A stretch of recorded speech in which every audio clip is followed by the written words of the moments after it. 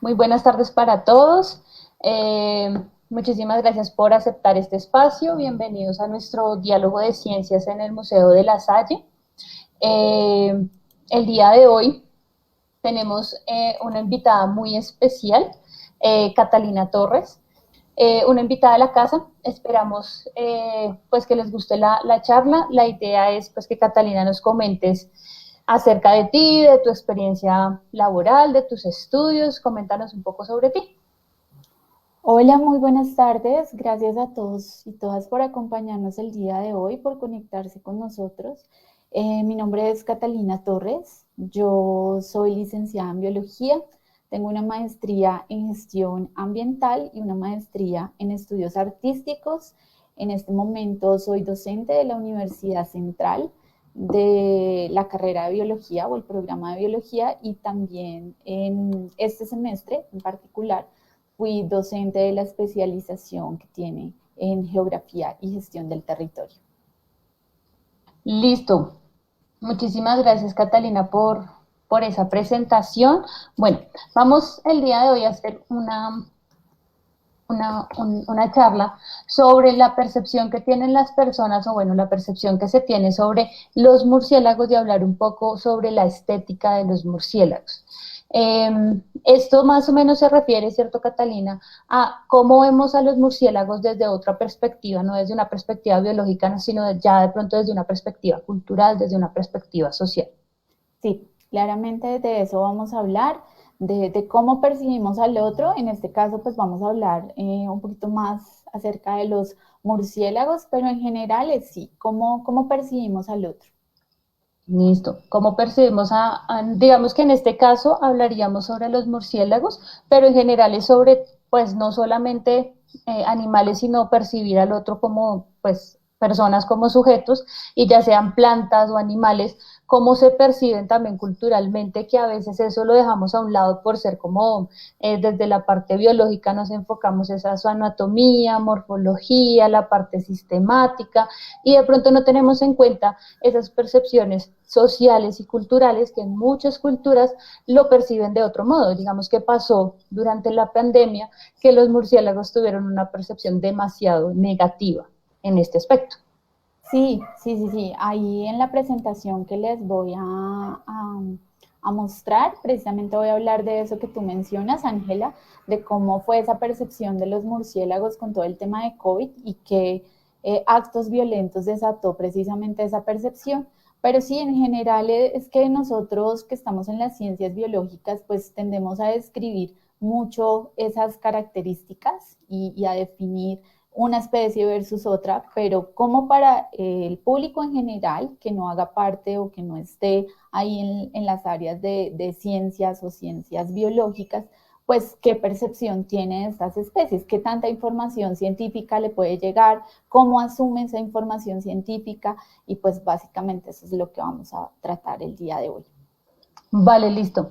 Muchísimas gracias. Entonces los dejamos aquí con Catalina para escuchar esta charla estética de los murciélagos, y después de esto todas sus preguntas a través de los comentarios o a través del chat de Google Meet. ¿Listo? Muchísimas gracias, Catalina, y te damos paso. Listo, gracias Ángela, gracias al Museo de la Salle por esta invitación. Voy a compartirles la pantalla. Denme un segundo, a ver dónde está mi presentación. Por aquí ya la encontré y vamos a compartirla.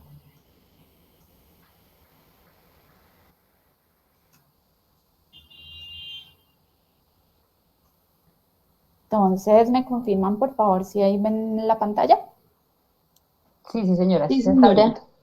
Listo, muchas gracias. Bueno, entonces yo les voy a hablar, como decía Ángela, de esa estética de los murciélagos. ¿Por qué llego acá? Yo soy docente de la Universidad Central y dicto la asignatura de Biología de la Conservación. Entonces me preocupa todo el tema alrededor de la conservación de especies, y en particular en la conservación de esas especies que no son tan queridas o de las cuales se tiene una representación o una imagen más bien negativa sobre ellas. Entonces, decido estudiar la maestría en estudios artísticos para poder generar otro tipo de estrategias de conservación un poco más transdisciplinares, que no se basen únicamente en las ciencias biológicas, sino cómo a partir de prácticas artísticas o prácticas culturales yo puedo generar otro tipo de estrategias de conservación. Entonces hoy les voy a mostrar un poco de lo que fue mis resultados de ese proceso en la maestría, cómo quise o cómo logré articular toda esta parte biológica y la parte de artes a partir de esto que les voy a contar sobre los murciélagos, aprovechando el mes de octubre, que muchas personas también lo relacionan con este mes. Entonces les voy a hablar de la estética de los murciélagos como representaciones sociales alrededor de estos animales que se pueden considerar extraños. Entonces, déjenme que es que no estoy viendo la pantalla, ahora sí. Entonces, quiero empezar hablando un poco, muy corto o en términos generales, de qué serían las representaciones sociales. Y es esa forma de cómo percibimos nuestro entorno, que define cómo interactuamos en él y cómo percibimos a los otros seres vivos no humanos para este caso.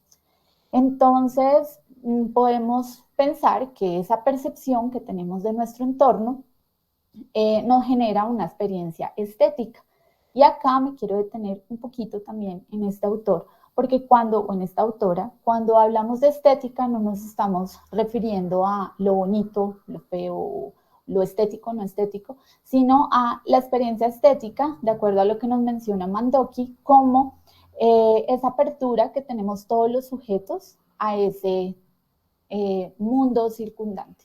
Entonces, ¿cómo percibimos cuando tenemos frío, calor? Que va más allá de esos 5 sentidos que nos enseñan, va mucho más allá de cómo nuestro cuerpo percibe nuestro entorno y a partir de esas experiencias generamos unas prácticas que cuando se hacen parte de nuestra cotidianidad, pues generamos una representación social, una representación colectiva sobre algo. Entonces tenemos unas especies de fauna silvestre con las cuales no nos relacionamos muy bien, en algunas comunidades no se relacionan muy bien. Estas especies son consideradas extrañas, pueden ser consideradas como bestias, salvajes, y esto puede ser una representación precisamente de ese miedo.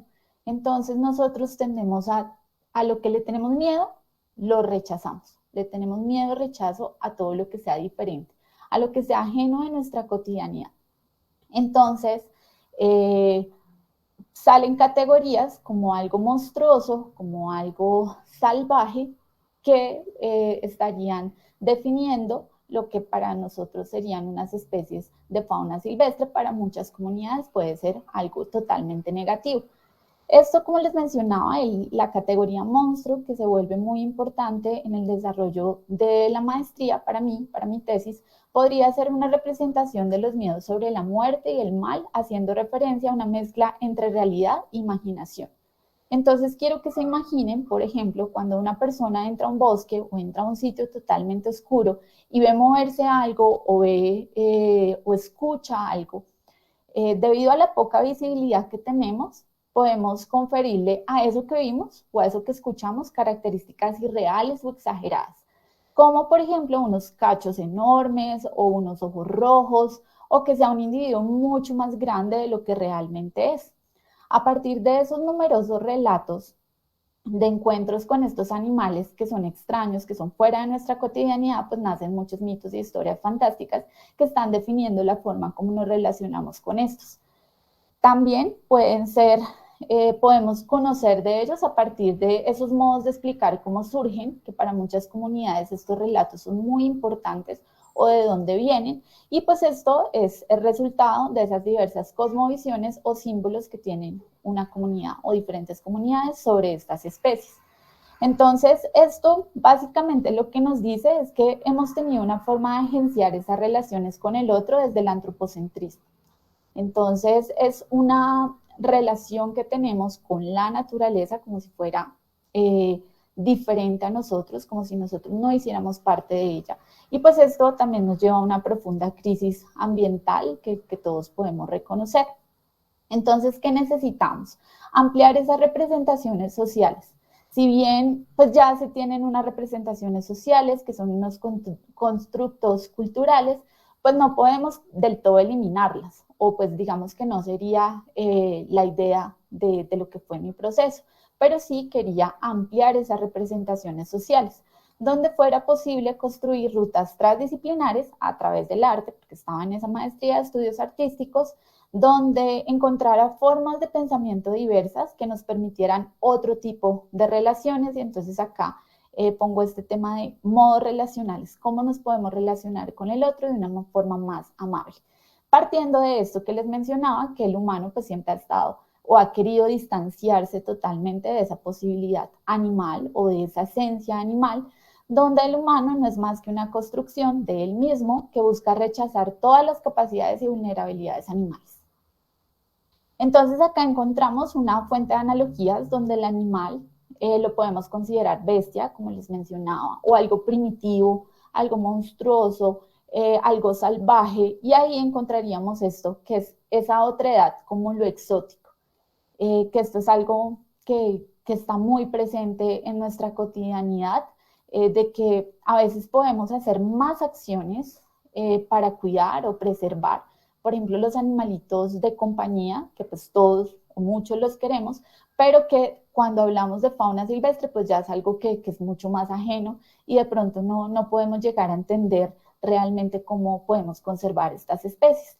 Acá esto, cuando hablamos del animal y nos lleva a pensar en lo bestia, lo primitivo, lo monstruoso, lo salvaje, pues nos lleva a hablar de algo singular, ¿no? De ese animal, independientemente de cuál sea. Hay animales que podemos utilizar a nuestro beneficio, entonces esos sí los necesitamos un poco más cerca, y los que no, pues entonces se quedarían como algo raro. Eso raro pues depende de quién lo vea, de cuál sea su constructo social, cultural, que hace que tenga una relación diferente con él, pero independientemente de quién sea esa persona o quién sea esa comunidad, pues nos hace pensar en que lo raro es algo que se sale de lo que establecemos como lo normal, como lo que se esperaría de unas dinámicas sociales. Entonces, todo lo que no esté dentro de nuestra cotidianidad lo consideramos extraño. Y esto ha hecho que segreguemos históricamente a muchas especies. Entonces, tenemos esa noción de otra edad con unos seres totalmente ajenos que tendemos a clasificar o a todos agrupar y meterlos en una misma categoría, los rechazamos o los anulamos. Esto puede ser muy evidente cuando encontramos personas o pues cualquier persona que se considere vegetariana, pero eh, más desde un pensamiento de si yo soy vegetariano no le estoy haciendo daño al otro. Digamos, pensándolo desde ahí, pueden haber muchas razones de por qué una persona es vegetariana, pero cuando hablamos de esa condición, de que yo me vuelvo vegetariana, lo pienso también porque el hecho de que yo consuma otras especies o el hecho de la sangre de otras especies se considera como una naturaleza impura y un poco confusa, que solo la practican especies extrañas. Entonces eso para que lo tengan ahí presente, por favor, porque eso es lo que nos define también cómo nos vamos a relacionar con estos murciélagos. Entonces, para las personas que crecimos con el conde Pátula, se acordarán que este conde pues siempre luchaba con su propia naturaleza. Para los que vieron esta película, que en este momento se me olvida, Crepúsculo, veíamos ese autor, de ese actor, perdón, principal, de las que muchas personas se enamoraron, que eran unas criaturas un poco melancólicas, atormentadas por la culpa y la vergüenza, porque no sería correcto o no sería normal que consumieran sangre o que consumieran pues a otra especie. Entonces todo esto viene como cargándonos todas esas dinámicas sociales que hasta el día de hoy mantenemos.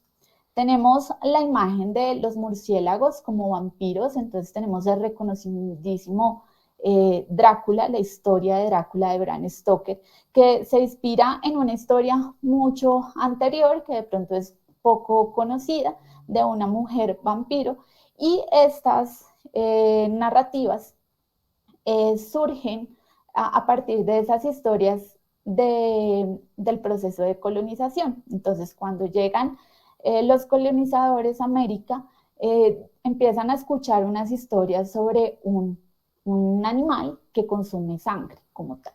Entonces, para ellos era muy extraño porque ellos no lo tienen en su continente. Entonces, los hematófagos, los animales que se alimentan de sangre, como son estos murciélagos, solo van a estar aquí en América. Y para ellos esto les pareció una historia fascinante, que luego la recrean a partir de estas historias y que se vuelven muy famosas y que de hecho se vuelven como esos hitos para hablar de lo que sería un murciélago y pues todo el mundo lo referencia con lo que sería Drácula. Si hablamos ya de una visión amerindia como tal, pues los murciélagos en sí para muchas comunidades se pueden considerar animales anómalos porque son especies que tienen características que se podían considerar contradictorias para muchas comunidades. Entonces, por ejemplo, los murciélagos se consideran mamíferos, pero resulta que son los únicos mamíferos que son voladores. Todo lo podemos saber. Pero entonces, los voladores que tienen alas serían más bien, o lógicamente serían unas aves. Pero estos murciélagos amamantan a sus crías. Entonces se salen como de esa categoría de, bueno, no es un ave, pero es un mamífero, pero es el único que vuela y tiene unas alas. Entonces se considera como algo bastante extraño. Además de eso, pues descansan en una posición invertida, lo que los hace mucho más raros y difíciles de poder entender por qué se comportan de esa manera. Acá hay un relato que hace Plazas, Clemencia Plazas en su libro, que es que para los cogis, por ejemplo, los murciélagos hematófagos se relacionan con la menstruación de la mujer. Entonces, cuando a la niña le llegaba su primera menstruación, se decía que la picó el murciélago y que éste iba a rondar sobre ella hasta que ésta fuera fecundada.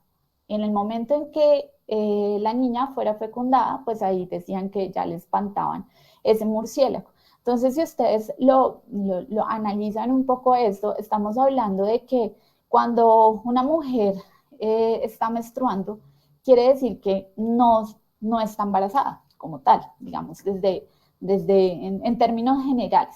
Y esto, pues si vemos, digamos, en este tipo de comunidades, pues cuál sería el rol de la mujer que una vez se casa, pues lo normal, lo esperado sería que ella quedara embarazada y pues tuviera hijos. Entonces, cada vez que llegaba la menstruación era digamos, algo negativo, donde podía ser que perdía uno de sus hijos o pues que ya le llegaba y pues no había quedado embarazada como tal. Esto adicional, este que les voy a mostrar es un ejercicio que realicé durante el proceso de la maestría con algunos de mis estudiantes y además de, digamos, esta imagen que tenemos del vampiro como un ser dañino, porque no es vegetariano, entonces consume o se aprovecha de otras especies para poderse mantener vivo a través de la sangre. Ya vimos que la sangre, entonces, para muchas comunidades, pues tiene un tema de lo impuro también, de lo sucio o de una fecundidad fallida. Vemos que también algo que está muy presente en nuestras dinámicas sociales es el cómo vemos al otro ser viviente como tal. Entonces, en este ejercicio yo les pedí a mis estudiantes que por favor pusieran una palabra que pudiera reflejar lo que ellos pensaban acerca de estos dos murciélagos. Entonces, primero les puse este murciélago blanco que son muy escasos.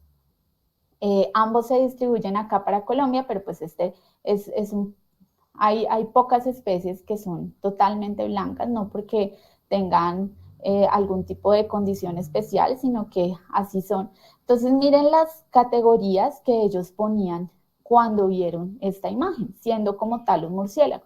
Entonces acá quiero resaltar, por ejemplo, la del murciélago tierno, donde aparecen las palabras de pureza, de fragilidad, de único, algodón, albino, llamativo. versus después les puse esta imagen del murciélago un poco más común, digo, hago referencia al color como tal. Entonces, cuando vieron este mismo, o sea, no este mismo, sino en la categoría de murciélagos de color oscuro, pues ya aparecieron palabras como horrible, nocturno, feo, oscuridad, desagradable. Y esto nos hace pensar, aparece también COVID, esto nos hace pensar la forma precisamente de cómo percibimos al otro. Entonces, para mí fue muy interesante encontrar esto porque ¿qué nos hace pensar que algo oscuro puede ser dañino, mientras que algo blanco es puro? Y esto se relaciona con muchos procesos que hemos vivido, situaciones que hemos vivido en nuestras dinámicas sociales, inclusive acá en Colombia, con procesos de blanqueamiento. Entonces, no sé si ustedes, si sus abuelos, tíos les cuentan historias donde hay municipios específicos acá en Colombia donde la gente prefería eh, eh, se me olvidó la palabra, la gente prefería que su pareja, pues para poder tener hijos, fuera blanca, mona, de ojos azules, que si tuviera características más indias, para hacer un mejoramiento como tal de la raza. Y esto es una dinámica social que sigue presente hasta el día de hoy. Entonces, ¿cómo tendemos a pensar que lo blanco es mucho más puro que lo que sería oscuro, con toda la carga social que pueda tener eso que les estoy diciendo? Entonces eso ha llevado que por esos seres oscuros, nocturnos, que se consideran feos, pues se desarrollen unas relaciones antagónicas donde nos den como resultado esos actos violentos.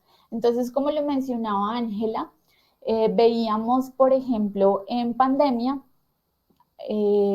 noticias como esta que les pongo acá, donde la gente, si veía murciélagos de una vez, los cazaba, los mataba o como tal los quemaba si estaban dentro de una cueva.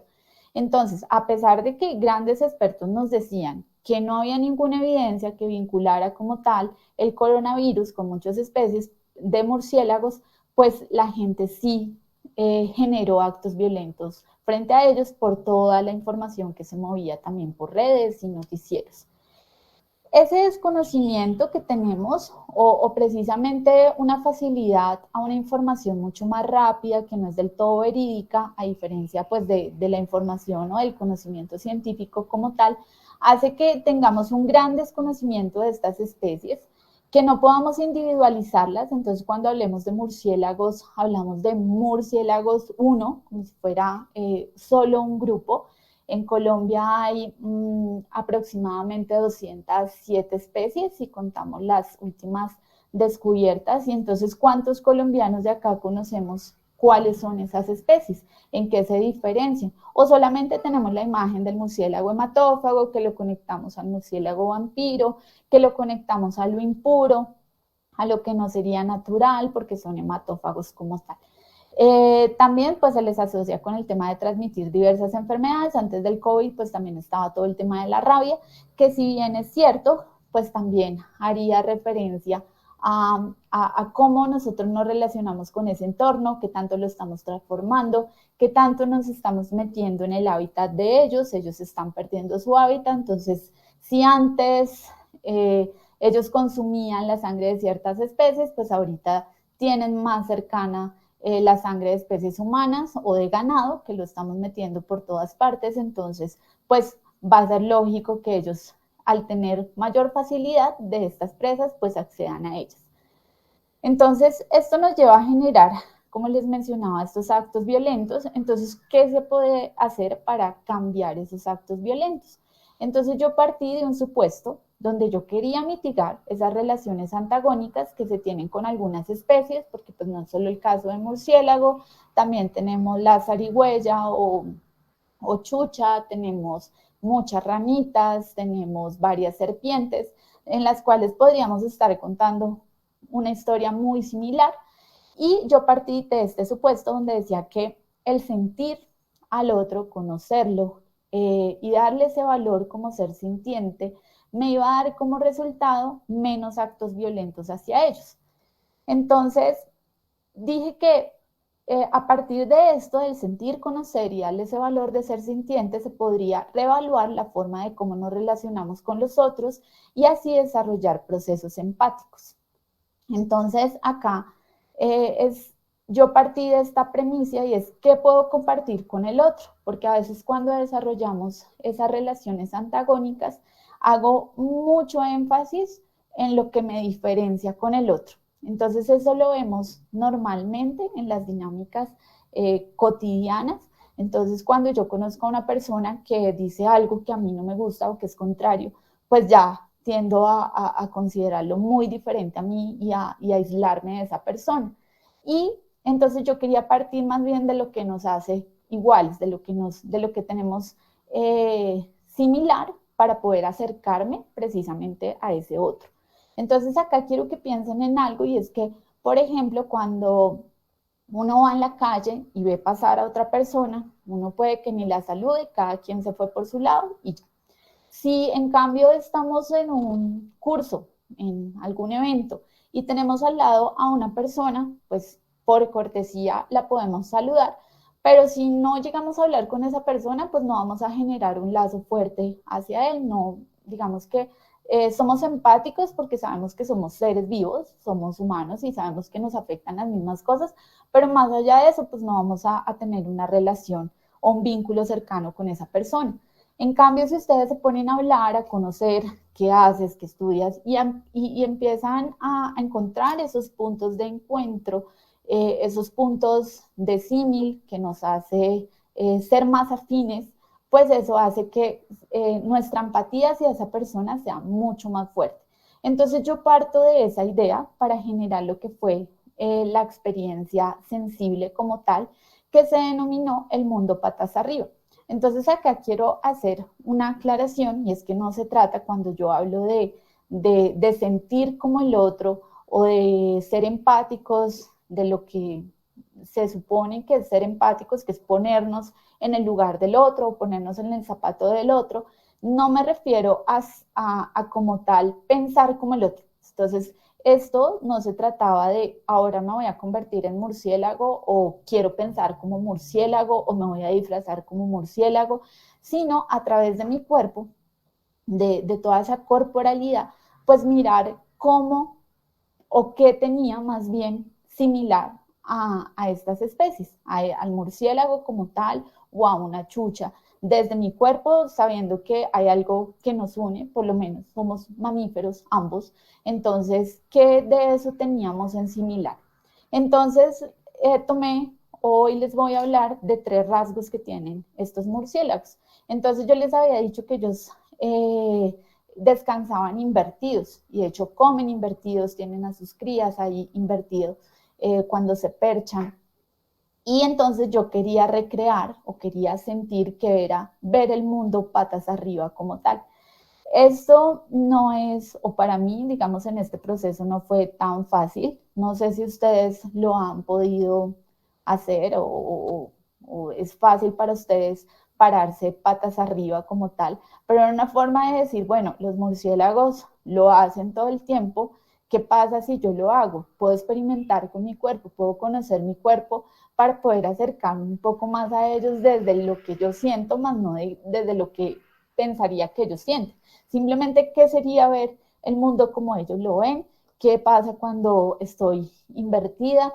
¿Qué siento? La sangre se me va a la cabeza, ¿qué siento ansiedad? Para mí en un principio fue bastante difícil, me daban ganas hasta de llorar porque no podía, o sea, sentía bastantes nervios, pero llegué al punto en que paré a toda mi familia patas arriba planteándoles este contexto precisamente de cómo podíamos acercarnos desde lo sintiente, pensando en que esos murciélagos también eran seres sintientes, entonces una forma de recrear todo esto y de generar unos modos relacionales. Otro aspecto súper importante de los murciélagos para mí fue el tema de las manos. Entonces, para las personas que no lo sepan, los murciélagos como tal tienen nuestros mismos huesos que acá se pueden ver en la imagen, acá ustedes lo pueden ver. Entonces tienen un dedo pulgar, que es este de acá, que es el mismo dedo pulgar que nosotros tenemos, y tienen las falanges mucho más alargadas. y además pues tienen una membrana interdigital, que es el ala como tal que veríamos acá, esta estructura que vemos acá. Entonces, para mí esto también era importante porque yo soy aprendiz de danza y la profesora siempre decía, o las profesoras siempre me decían como, estire sus brazos como si sus dedos llegaran tan lejos que la gente pudiera ver, o sea, proyectelos hacia allá, que es muy diferente que mantener las manos así o no sé, de otra manera. Entonces ellas decían, proyectelo cuando ustedes se suban a bailar, proyecte sus manos lo más lejos que puedan llegar. Y en ese momento llegaba a mi cabeza todo este tema de los murciélagos y de cómo ellos evolutivamente alargaron sus falanges y tienen los mismos dedos, entonces tienen el pulgar, miren acá, si ustedes lo cuentan, son exactamente los mismos y que a partir de esa estructura ellos pueden volar.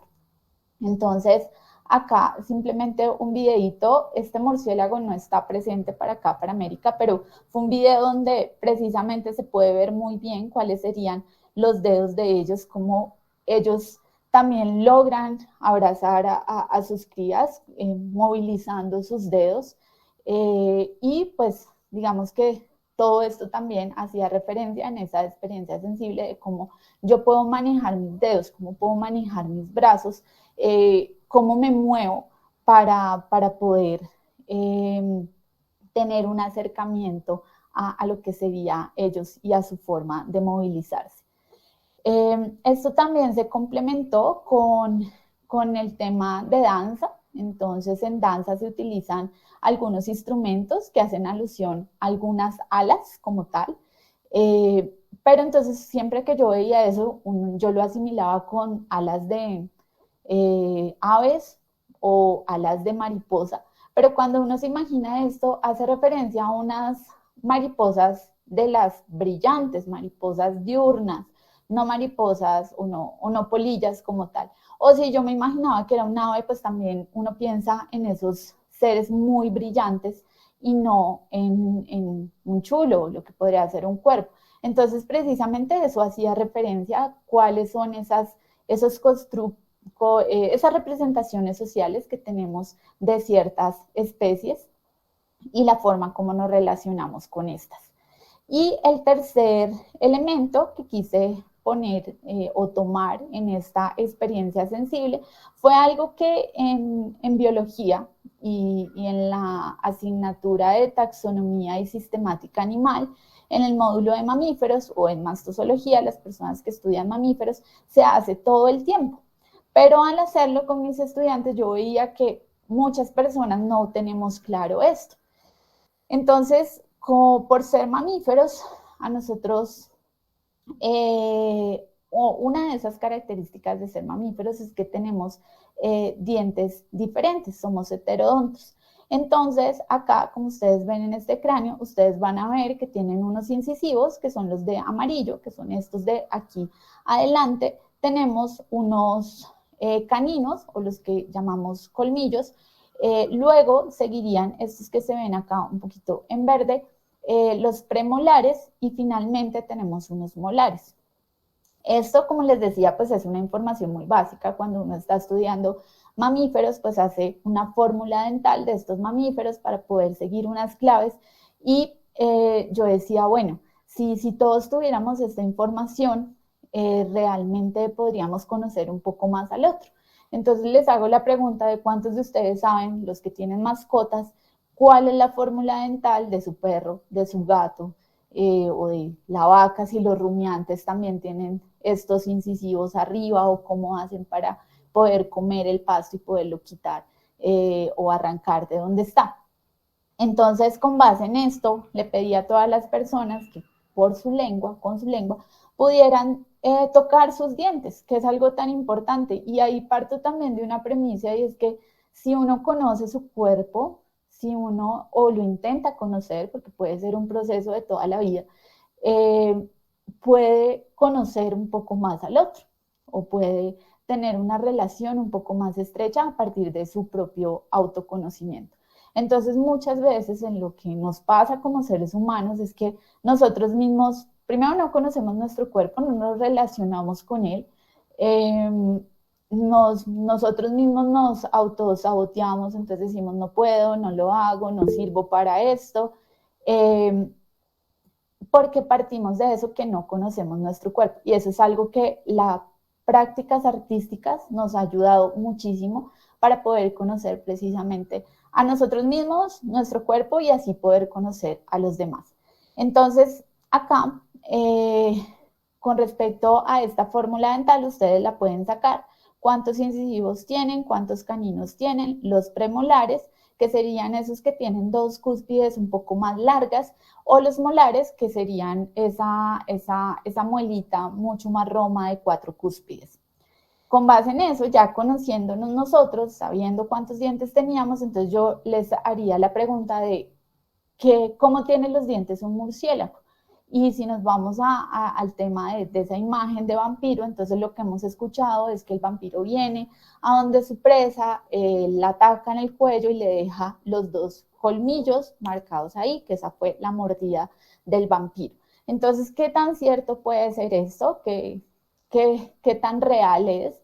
Entonces, acá les presento 3 cráneos. Uno de esos cráneos es del Desmodus rotundus, que es una de las 3 especies. ¿Se acuerdan que les dije que habían 205 especies? Bueno, 207 especies para Colombia aproximadamente. Y esta sería una de esas 3 que tienen esa dieta hematófaga, que consumen sangre. El resto son o insectívoros, o nectarívoros, o frugívoros como tal.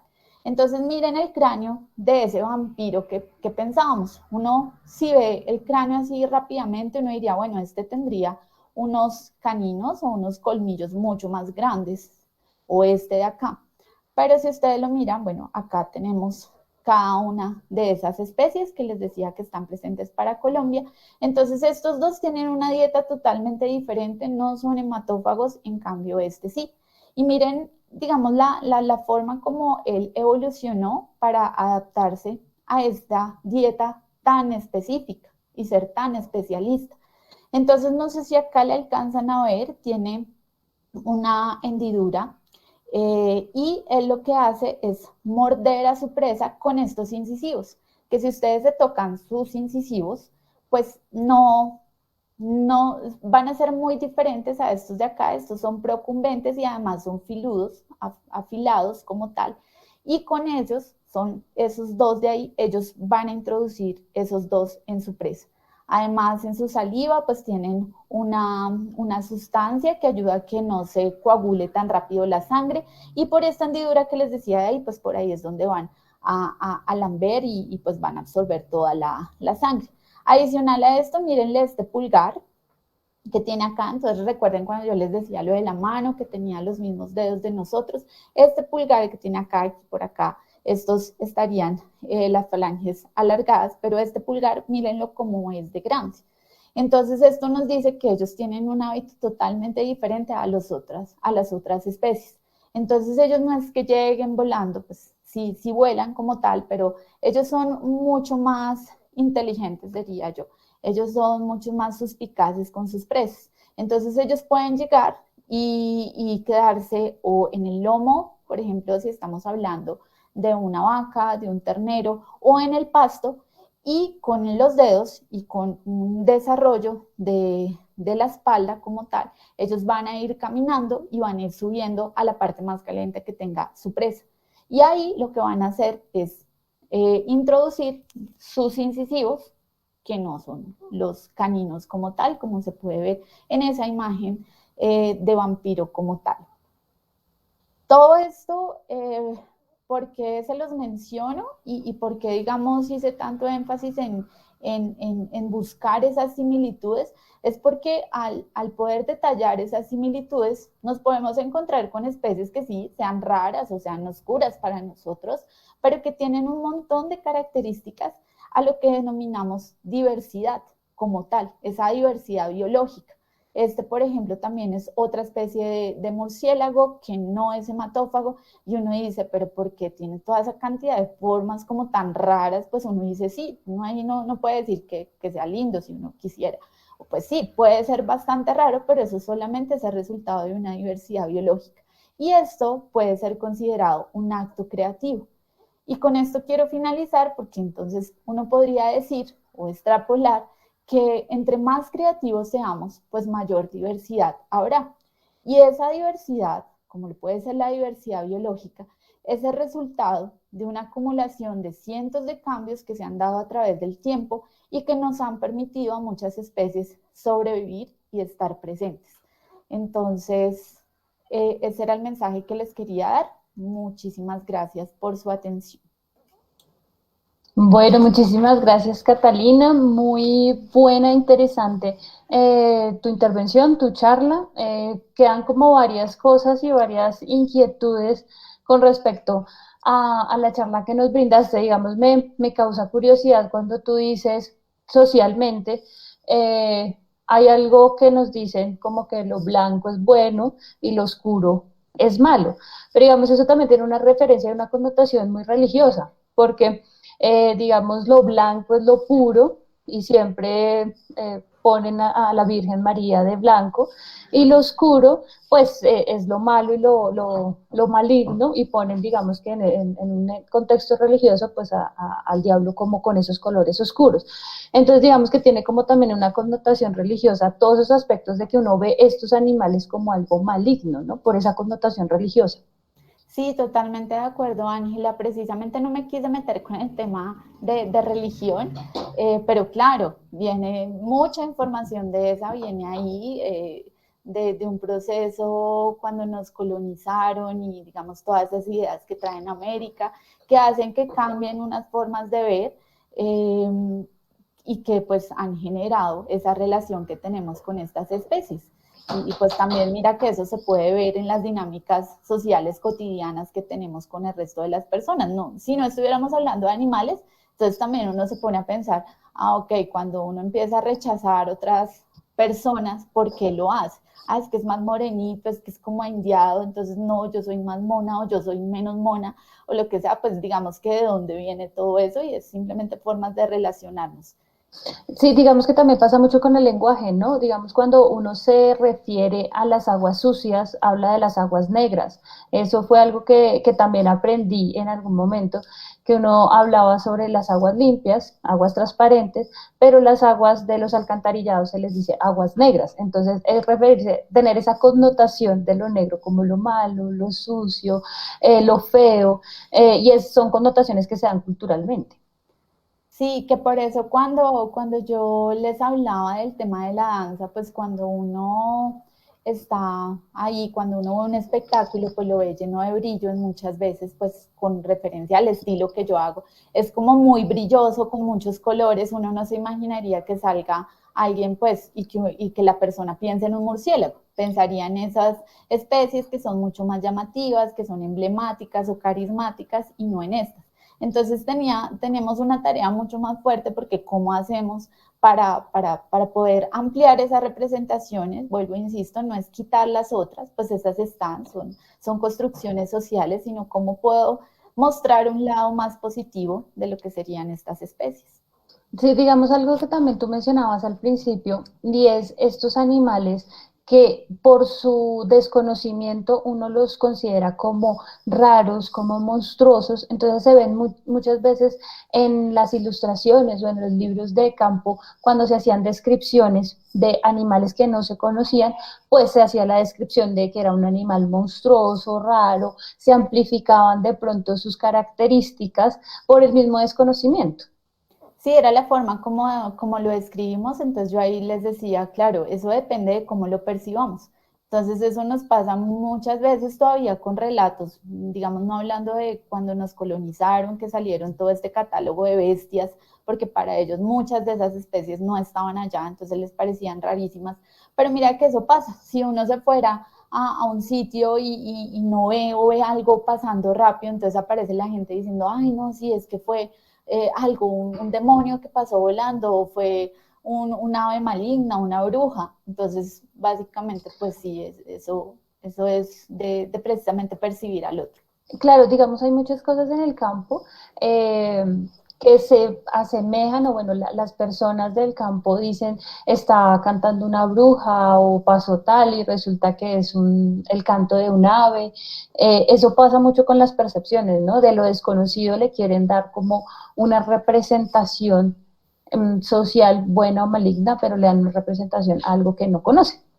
Sí, y que eso sería el resultado precisamente de esos miedos, como no puedo explicarlo, como no sé qué es, no sé de qué manera me va a afectar, pues prefiero rechazarlo y decir, bueno, es que esa es la bruja que siempre viene y entonces empiezo a asociar cosas que precisamente llegó la sequía con esa bruja o que se murió alguien o bueno, nada, pues muchas historias que yo digo que estarían bien, ¿no? Y hace parte de toda nuestra imaginación, pero también de nuestra construcción cultural, social, pero pues entonces, ¿cómo hacemos para generar otro tipo de discursos hacia estas especies? Listo. Bueno, aquí tenemos unas preguntas en el chat. Entonces, hay una en la que nos pregunta, Diego Soler nos pregunta, bueno, primero te felicita por el trabajo y te pregunta si incluyes el tema de servicios ecosistémicos de los quirópteros en tu trabajo de construcción de la estética. Pues mira, Diego, que cuando yo empecé la maestría, me acuerdo que el primer capítulo que hice fue un tema así súper biológico o ecológico, hablando, describiendo a los murciélagos a partir de los servicios ecosistémicos. Y entonces la profesora me decía, bueno, ¿y dónde está el arte en todo esto? De usted solo habla desde la biología. Y yo decía, ay, pero es que los murciélagos nos aportan servicios ecosistémicos, son polinizadores, son controladores de plagas. Pero mira que a través de la maestría, primero empecé a cuestionarme el tema de naturaleza, de la relación humanidad-naturaleza, de toda esta visión antropocéntrica y me di cuenta pues que los servicios ecosistémicos, o pues más bien lo reflexioné, que los servicios ecosistémicos vienen desde una posición totalmente antropocéntrica, que estaría bien, pues porque es poner a unas especies a favor del bienestar humano. Digamos que así está en la política de biodiversidad del 2012, que actualmente tenemos vigente. Entonces, todo esto nos funciona muy bien para poder darles una mejor imagen a esos murciélagos. Pero entonces mira que hay algo que pasa mucho y es que tú puedes escuchar a un súper experto en murciélagos que te dice, sí, ellos son súper importantes ecológicamente, son polinizadores, sin ellos no tendríamos lo que tenemos y tú te llevas esa información. Por otro lado, tienes la información de las películas, de relatos, ves las noticias, entonces aparece todo esto de que los murciélagos son negativos y la pregunta es, ¿cómo harías para actuar ya en lo práctico? Si cuando, por ejemplo, vas a una casa en clima cálido y se mete un murciélago, ¿tú cómo reaccionarías? ¿Qué palabras vas a recordar más fácil? Tú recuerdas al experto que te dice, no, es que él es polinizador, él es súper importante, o también tienes toda esa carga de información de que ellos transmiten enfermedades, de que son negativos, de que son impuros, y eso es lo que va a determinar la forma como actúes. Entonces, a muchas personas les puede bastar esa información que tengan del experto y decir, sí, entre más información tengamos, va a ser mucho mejor.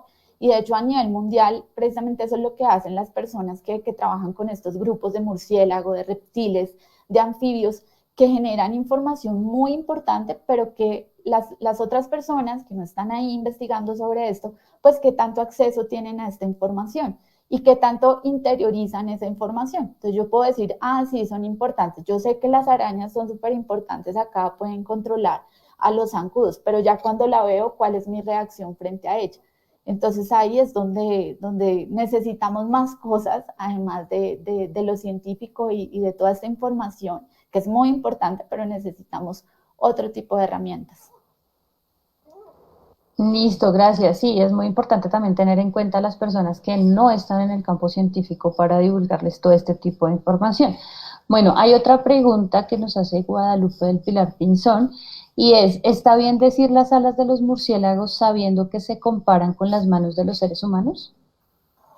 No entiendo muy bien la pregunta, pero sí, o sea, las alas, como les mencionaba o como les mostraba ahí en esta imagen, también se puede ver que esto de acá sería el antebrazo Y después del antebrazo lo que tendríamos sería precisamente ese pulgar, que ese es el único que no va a tener como tal una membrana interdigital que lo esté uniendo, digamos, de una forma más evidente, y los otros 4 dedos que tú ves acá, que es esas falanges alargadas donde tienen esa membrana interdigital, que es lo que va a funcionar como tal.